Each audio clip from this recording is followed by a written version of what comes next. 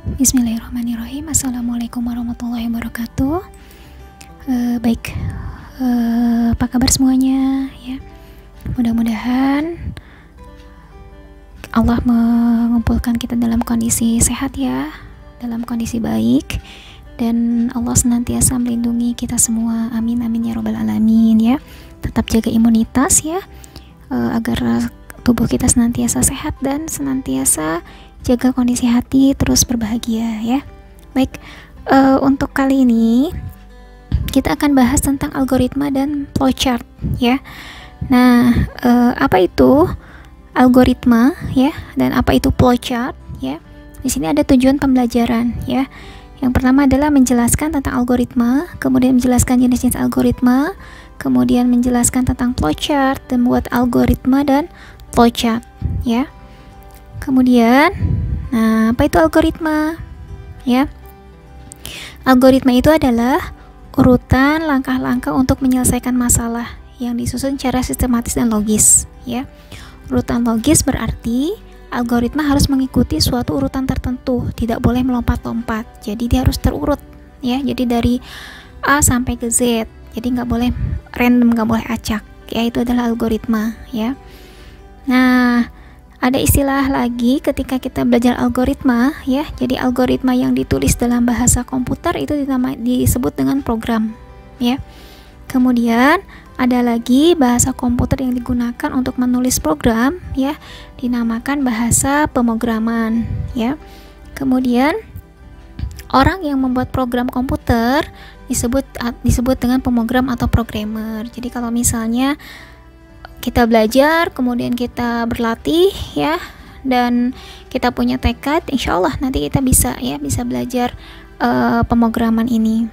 Kemudian kegiatan merancang dan menulis program disebut dengan pemrograman ya. Jadi aktivitasnya itu adalah pemrograman, serta ada aktivitas menulis kode program dinamakan dengan coding ya.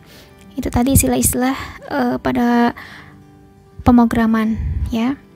Nah, di sini ada contoh algoritma dalam kehidupan sehari-hari. Ya, tadi kan dikatakan kalau misalnya algoritma itu adalah urutan secara step by step gitu ya, tidak ada yang lompat ya. Nah, di sini contohnya kita misalnya membuat kue ya, algoritma membuat resep kue misalnya ya. Di sini ada contoh langkah algoritma, misalnya masukkan telur ke wajan ya, kemudian kocok sampai mengembang ya. Nanti baru di oven misalnya, kalau ini singkatnya saja. Kemudian membuat pola pakaian, misalnya gunting kain dari pinggir kiri bawah ke arah kanan sejauh 5 cm misalnya ya. Atau misalnya kita bikin mie rebus ya, algoritma seperti apa itu berurut ya sampai mie-nya matang ya, seperti itu. Itu disebut dengan algoritma ya. Jadi ketika kita misalnya membuat sebuah algoritma ya, berarti kita sudah tahu nih urutan-urutan apa aja yang akan kita lakukan ya. Nah, kemudian ada jenis-jenis algoritma. Ada 3 jenis algoritma ya, dan ini akan kita bahas satu-satu ya. Ketika nanti aplikasi ke pemrogramannya pun nanti kita akan bahas satu-satu insyaallah ya. Di sini ada algoritma sekuensial. Itu adalah algoritma yang langkah-langkahnya secara urut dari awal hingga akhir ya. Jadi langkah demi langkah yang dijalankan harus urut ya, dari atas sampai ke bawah jadi runut ya. Itu adalah sekuensial. Yang kedua itu adalah algoritma pemilihan atau bersyarat atau selection disebutnya ya. Jadi algoritma bersyarat merupakan algoritma yang menjalankan langkah berikutnya apabila terdapat syarat yang sudah dipenuhi atau penyeleksian ya. Nanti ada operator logika ya, ada logika yang operator logika yang akan digunakan itu ada tanda lebih besar ya, tanda lebih besar ya, ini lebih besar, kemudian kurang dari ya, lebih besar dari sama dengan, kurang dari sama dengan, ini tidak sama dengan. Ketika kita menggunakan pemrograman, tidak sama dengannya itu seperti ini simbolnya ya, kemudian ini ada sama dengan ya. Kemudian yang ketiga itu adalah algoritma perulangan atau looping atau iterasi ya. Apa itu ya? Suatu algoritma yang menjalankan beberapa langkah tertentu secara berulang-ulang atau looping. pada masalah yang dihadapi ya. Ada pula sebuah langkah yang dilakukan cara berulang-ulang. Jadi dia kayak dribble bola gitu ya. Jadi ketika kita misalnya mendribble bola, dia akan mengulang ke atas ke bawah ya, sampai dia akan berhenti ya, sampai ada titiknya ya. Kemudian apa syarat algoritma yang baik ya? Syaratnya ada beberapa syarat algoritma yang baik ya. Yang pertama adalah tingkat kepercayaan tinggi ya. Hasil yang diperoleh dari proses harus akurasi tinggi dan benar. Kemudian pemrosesan yang efisien ya. Jadi pemrosesan harus diselesaikan secara secepat mungkin dan frekuensi kalkulasi sependek mungkin ya. Jadi ada efisiensi ketika dalam pemrosesannya. Kemudian sifatnya general ya. Kemudian bisa dikembangkan ya. Jadi program yang harus bisa dikembangkan ya. Jadi ketika misalnya ada perubahan, nanti bisa dikembangkan dengan yang lain. Kemudian mudah dimengerti, jadi siapapun yang melihat dia akan bisa melihat, memahami algoritma yang dibuat ya. Jadi kalau misalnya susah dimengerti suatu program, maka akan susah dibuat. Kemudian yang keenam, probabilitas yang tinggi. Kemudian tepat koma, betul dan teliti ya. Kemudian efektif. Kemudian harus ada akhir ya. Kemudian ada output yang dihasilkan itu harus tepat ya. Kemudian nah ini ada flowchart ya. Apa itu flowchart ya? Flowchart itu adalah suatu bagan dengan simbol-simbol tertentu yang menggambarkan urutan proses secara detail ya, dan hubungan antara suatu proses instruksi dengan proses yang lainnya dalam suatu program. Urutan dasar pemecahan masalah suatu komputer itu mulai ya, input, kemudian proses, output, dan selesai ya. Contohnya ini adalah contoh flowchart ya. Misalnya ini contoh membuat kopi ya. Di sini ada mulai misalnya, kemudian buka kemasan, tuang kopi ke dalam gelas, kemudian panaskan air hingga mendidih, tuangkan air ke dalam gelas, aduk hingga rata, kemudian selesai ya. Ini adalah flowchart ya. Ini adalah flowchart. Kalau tadi algoritma kan dia tidak menggunakan bagan, jadi dia hanya langkah-langkahnya saja ya. Kemudian ini adalah simbol-simbol yang digunakan ketika membuat flowchart. Banyak juga ya. Di sini ada input output ya, ada terminator ya, ada banyak ya. Nah, kita coba dulu yang sering digunakan untuk dasar ya, untuk basic yang sering digunakan itu adalah ada gambar seperti ini ya, simbol seperti ini adalah terminal ya, atau terminator. Ini menunjukkan awal dan akhir suatu program. Jadi kalau misalnya kita gunakan di awal atau di akhir ya, kita gunakan simbol seperti ini. Contohnya seperti apa tadi? Misal di awal, ketika kita gunakan ini mulai ya, ini adalah terminator. Ini di akhir juga sama ya, simbolnya seperti tadi ya, mulai ya. Kemudian ini ada input output ya, input output ketika yang diinputkan ya, ketika yang diinputkan. Kemudian proses ya, proses adalah ketika kita memproses data ya, misalnya memproses data, nanti yang digunakan adalah simbolnya seperti ini ya. Kemudian ini kondisi ya, ini kondisi nanti dijelaskan lebih lanjut. Kemudian ini variabel nilai awal atau konstanta. Kemudian ini adalah yang lingkaran ini adalah penghubung ya.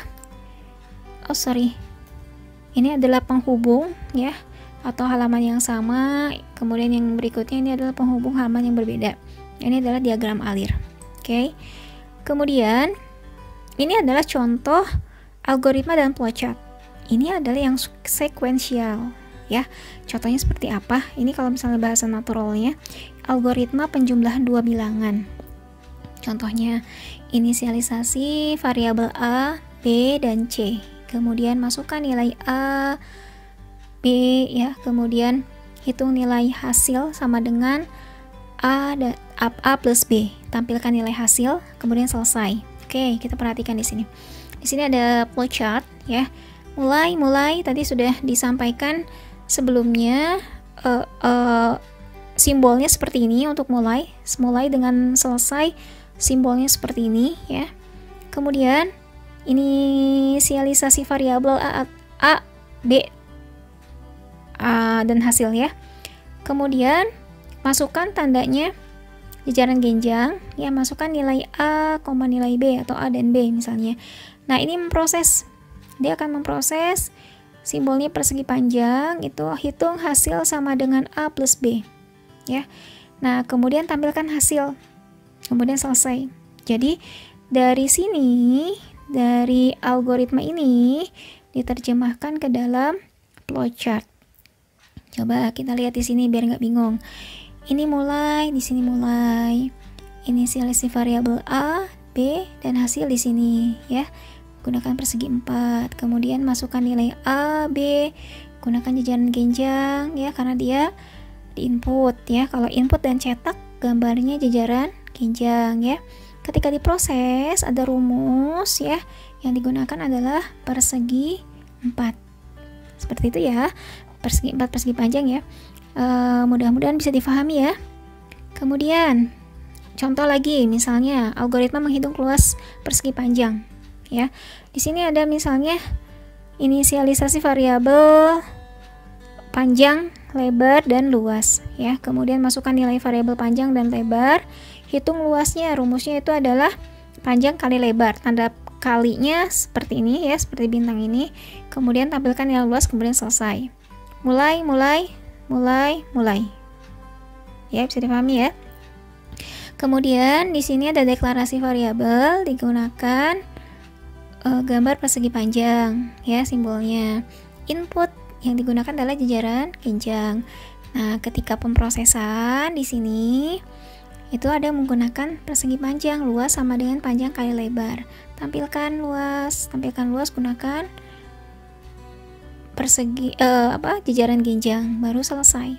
Nah, ini adalah algoritma sekuensial. Jadi ketika kita ini adalah flowchart sekuensial. Jadi ketika kita misalnya sudah bisa membuat algoritmanya, jadi algoritma itu langkah-langkahnya, nanti baru setelah selesai kita gunakan adalah flowchartnya, baru setelah itu kita ke pemrograman, ya.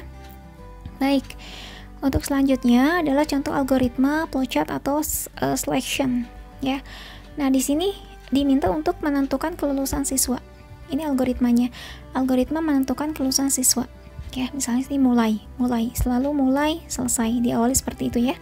Kemudian masukkan nilai siswa dan masukkan nama siswa dan nilai, maaf, ya.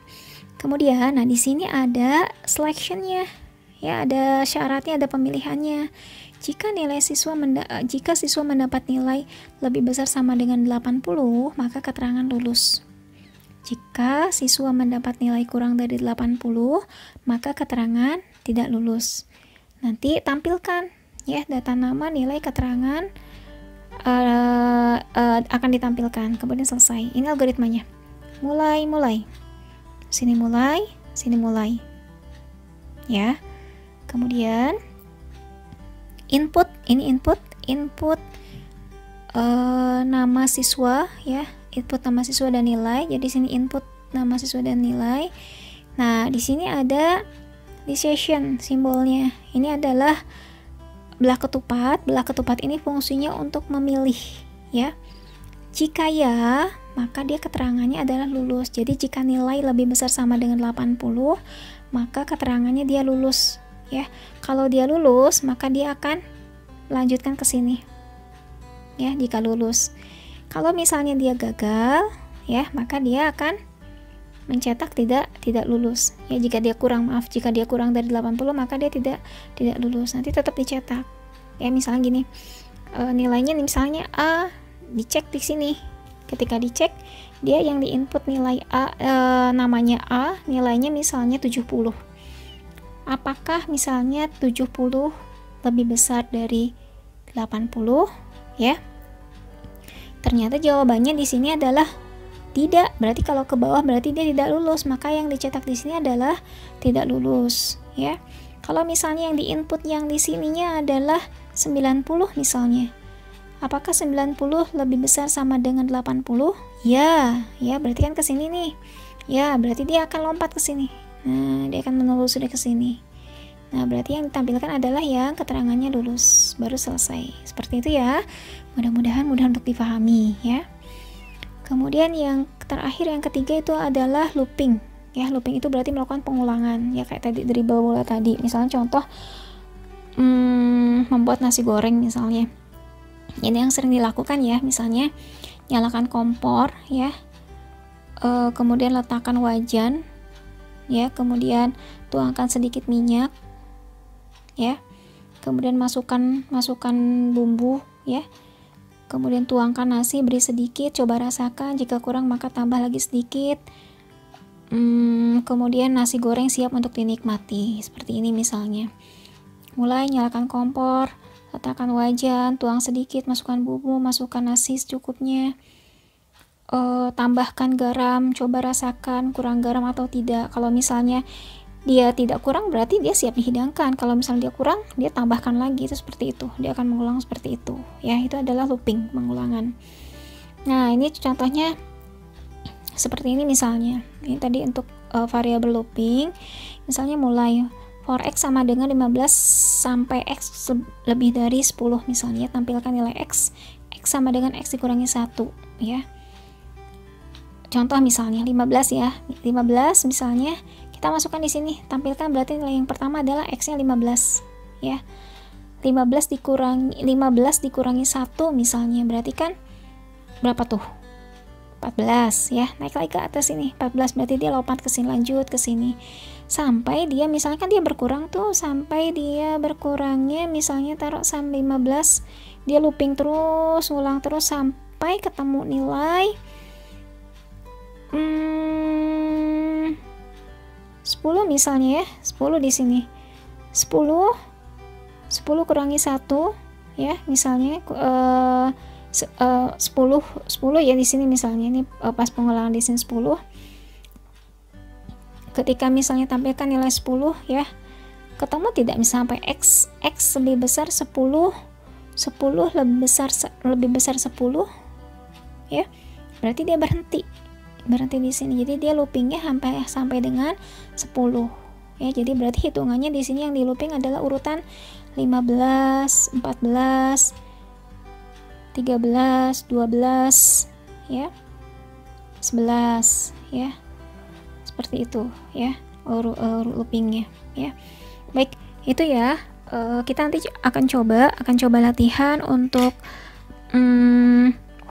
algoritma dan flowchart ini. Sebelum nanti kita memahami ke bahasa pemrogramannya, ketika kita sudah paham algoritmanya, nanti insya Allah akan mudah ya. Ketika kita sudah paham algoritma, ketika kita sudah paham flowchartnya, nanti ketika kita dalam bahasa pemrogramannya itu akan jauh lebih mudah ya.